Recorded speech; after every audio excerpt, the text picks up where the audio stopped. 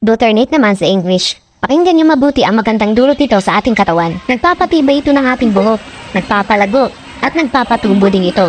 Isa din ito sa may bihirang kakayanan at pigilan ng pagdami o pagkakaroon ng puting buhok. Di lang yan, nagpapabata din ito ng ating balat. Pinapayo din ito sa mga taong dumaranas ng stress, depression at anxiety.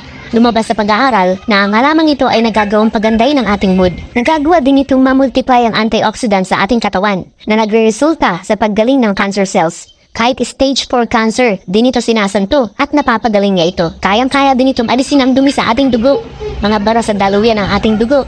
Kadalusaw din ito ng kolesterol at nagpapaganda ng sirkulasyon ng ating dugo, especially pag sirkulasyon ng dugo sa ating ulo. Hindi mo nakakailanganin ng reading glass dahil nagpapalinaw ito ng mata. Sa may diabetes, ito ang gawin yung maintenance. Ito ang makatutulong sa inyo. Nagsisilbi din itong brain food para maging active ito at tumaas ang ating memorya. Isa ang fatty liver sa sakit na mahirap gamutin, pero maraming pag-aaral na ito ay nakakagamot ng sakit ng fatty liver. Isa ito sa nagtitrending na halamang gamot sa ngayon dahil sa mga nadiskubreng kakayanan nito.